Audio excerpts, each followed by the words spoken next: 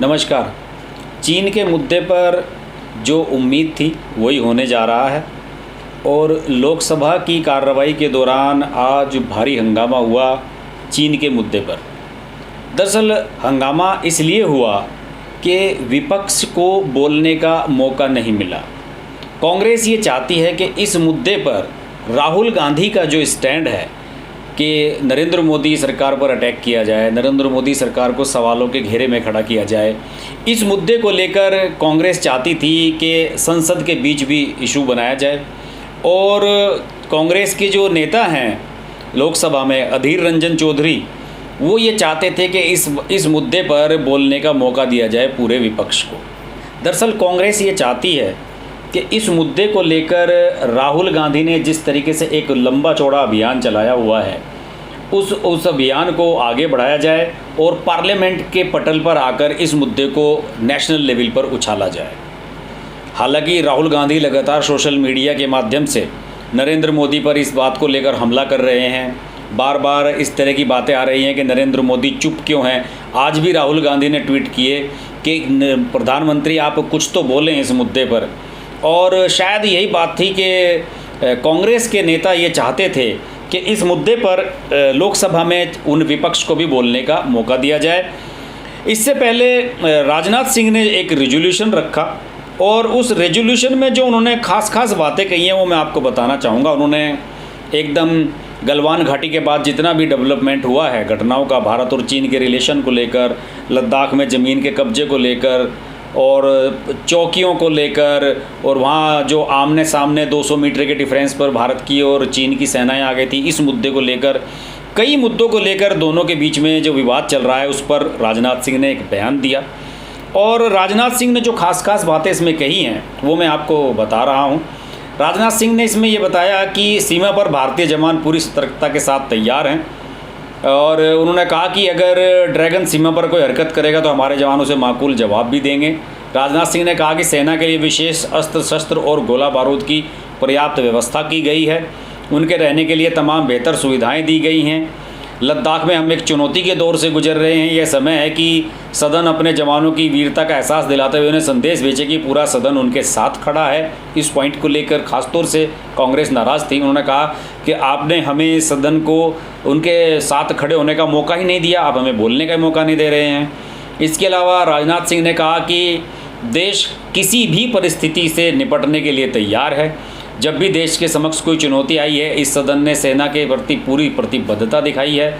हमारे जवानों का जोश और हौसला बुलंद है। इसके अलावा उन्होंने कहा कि हम सीमाई इलाकों में मुद्दों का हल शांतिपूर्ण तरीके से किए जाने के लिए प्रतिबद्ध हैं। हमने चीनी रक्षा मंत्री से रूस में मुलाकात की।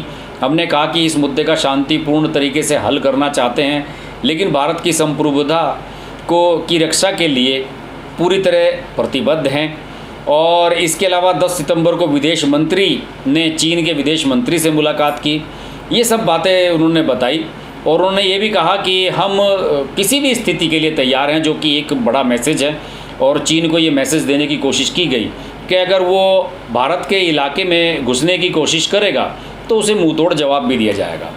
इस बात पर लेकर अधीर रंजन चौधरी जो कांग्रेस के नेता हैं लोकसभा में, उन्होंने कहा कि हमें बोलने का मौका दिया जाए। उन्होंने कहा कि रक्षा मंत्री के बयान के बाद हम भी सीमा पर खड़े सैनिकों के शौर्य को सलामी देना चाहते थे, लेकिन हमें अपनी बात रखने का मौका नहीं दिया गया। उन्होंने ये भी कहा कि हम इस मामले को लेकर वॉकआउट करते हैं और कांग्रेस के सदस्यों ने लोकसभा से वॉकआउट भी कर दिया। बाद में अधीर रंजन चौधरी और उपनेता जो गौरव गोगोई इसी बार बनाए गए हैं, उन्होंने अपनी बात मीडिया के सामने रखी और ये कहा कि पीएम को क्या डर था कि कहीं उनके उस झूठ का खुलासा न हो जाए जो उन्होंने कहा था कि हमारी सीमा में न कोई घुसा है, न कोई कैंप चीनी फौजियों के कब्जे में है। उन्होंने कहा कि अगर सरकार का दिल साफ है, हिम्मत है, तो चर्चा से क्यों डर रही है। उन्होंने कहा कि सदन डिबेट, डिस्कशन, डायलॉग के लिए ही है, लेकिन सरकार उसका मौका ही नहीं देना चाहती।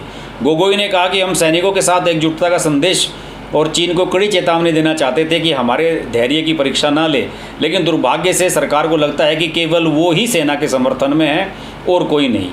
बाद में जो कांग्रेस के मुख्य प्रवक्ता हैं रणदीप सुरजेवाला, उन्होंने कहा कि बहुमत की आड़ लेकर कांग्रेस और विपक्ष की आवाज़ दबाने की बजाय कुछ मूलभूत सवाल हैं जिसका देश जवाब चाहता है। उन्होंने पूछा कि क्या चीन ने भारत की सरजमी पर कब्जा कर रखा है? हाँ या ना में जवाब संसद में दे दें। क्या डेप्सांग प्लेन्स, गोगरा, पैगोंग, त्सो लेक में फिंगर 8 वाई जंक्शन भूटान के अंदर, उत्तराखंड के लिपू लेक, अरुणाचल की सीमा पर चीन की ओर से दुस्साहस किया गया है? इस बारे में हमें जवाब दिया जाए। तो कांग्रेस इस मुद्दे को लेकर दरअसल संसद का जो मंच है उसका इस्तेमाल करना चाहती है और वो चाहती है कि चूँकि संसद की जो कार्रवाई है लाइव टेलीकास्ट होती है, सारे देश में देखी जाती है। सोशल मीडिया पर अगर राहुल गांधी ट्वीट कर देते हैं चीन को लेकर तो वो एक सीमित वर्ग तक रहता है, कुछ अखबारों में छपता है, ज़्यादा इसकी वैल्यू नहीं होती है। लेकिन अगर लोकसभा के मंच से आप इस तरह की बात उठाते हैं तो सारे देश में उसका इम्पैक्ट जाता है, मीडिया में हाईलाइट होता है, टीवी चैनल्स पर उसे हाईलाइट किया जाता है। और यही वजह है कि कांग्रेस चाहती है कि उन्हें बोलने का मौका दिया जाए और जो मुद्दा चीन का जो मुद्दा है उसे लगातार गर्म बनाए रखने के लिए कांग्रेस लोकसभा के, राज्यसभा के, संसद के मंच का इस्तेमाल करना चाहती है और मोदी सरकार को सवालों में घेरना चाहती है। बहरहाल मोदी सरकार को मौका देना चाहिए विपक्ष को भी बोलने का, ये बात बिल्कुल सही है। क्वेश्चन आवर छोटा कर दिया गया है वो भी ठीक है, लेकिन इस तरह के मुद्दों पर विपक्ष को भी बोलने का मौका दिया जाना चाहिए और डेमोक्रेसी में सबको अपनी बातें रखने का जो एक अधिकार है उसका हनन नहीं किया जाना चाहिए। लोकसभा में अभी कई ऐसे सवाल उठेंगे जिस पर मोदी सरकार को जवाब देना होगा। इन मुद्दों पर हम आगे बात करते रहेंगे। आप देखते रहिए हर्ष की बात लाइव। नमस्कार। हाय, दिस इज ज़ारा खान और आप देख रहे हैं हर्ष की बात।